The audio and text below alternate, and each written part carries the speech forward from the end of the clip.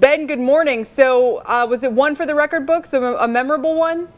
Yeah, it was definitely a remarkable Super Bowl. Anytime the Super Bowl comes down to the last play and the final lead switches on, with a minute left in the game, people are going to say it's a great Super Bowl. And it's a weird event because it's one of those only spectacles in sports where people sometimes forget that there's actual sports to be played around the ads. And last night, the football definitely lived up to billing. Yeah, let's talk about the ads for a second because, companies spend so much money here. Who got the most bang for their buck, you think? I actually didn't watch many of the ads. We were working, and I was just kind of concentrated on the football. I've heard that the auto ads did pretty well, and there were. It seems like food did well. I kind of read a little bit about these brown M&Ms, but I was kind of more focused, maybe the only one, on Tom Brady and Eli Manning throughout the night.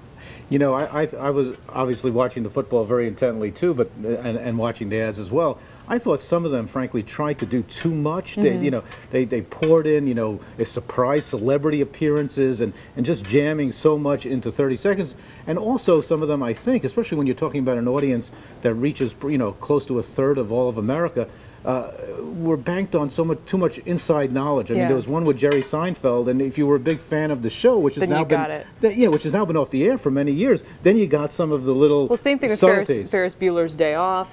Clint Eastwood, maybe one of the more memorable ones, but again, as you sort of point out, trying to jam a lot in there. The other strategy a lot of people went with was just to go with the dogs. Dogs win, dogs play to a lot of people. We saw a lot of different advertisers using them. I have to say, and honestly, my own opinion, when I saw what seemed like a very long Chrysler ad with Clint Eastwood. I know a lot of people have sort of praised it and thought it was effective. I kept thinking, gee, the auto industry is still struggling. Maybe there were better uses for all that money. For that money. I mean, maybe that's just me. Well, Ben, let's talk about the football game itself for a second here. Would have been a big deal for the Patriots, obviously for the Kraft family. Now it appears with Giants coming out on top, the narrative it changes somewhat. How significant is this for the legacies of both teams? Especially for Eli Manning. I mean, this is his second Super Bowl win now, which is one more Super Bowl than his brother Peyton Manning. And if you had told anyone 5-6 years ago that Eli Manning would have the most Super Bowls of him and his brother, I think people would have thought you were crazy. And it was a very weird Giants season, which any Giants fan would be able to tell you. They were 6-6 and then 7-7. They had to win their last 2 regular season games just to get into the playoffs. And in the postseason, they really got hot at the right time, and I don't think anyone would dispute that this Giants team was the best team in the NFL over the last 6 or 7 weeks. When it comes to the Patriots, it's almost like the Giants are their kryptonite. I mean, you don't really feel bad for Tom Brady when he has 3 Super Bowl rings and goes home to Giselle, even when he loses. But this is 2 in a row now where Brady hasn't been able to beat Manning. I don't think it really takes away from the Brady-Belichick dynasty that New England has established over the last decade or so. And of course, anytime you get to the Super Bowl, it's a pretty great season.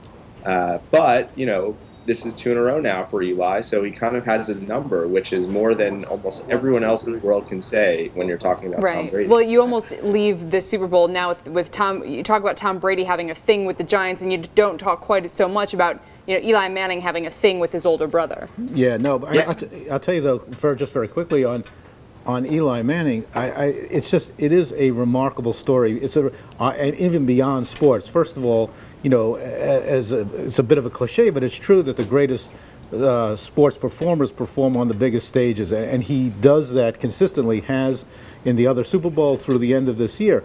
But think about his personality being a starting quarterback in New York. I mean, his whole personality is sort of antithetical to New York, and yet it works. I think he's enormously popular.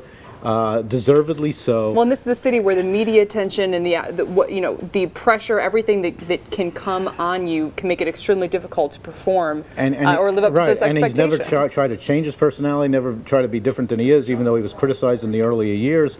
And it's a great story because this sort of regular, seemingly modest guy in the big city with all the pressure wins in the end, and it's exciting for him, and I think people like to root for him, but he's sort of the anti-New York making it in New York. Well, the parade is Tuesday. Ben, last word to you?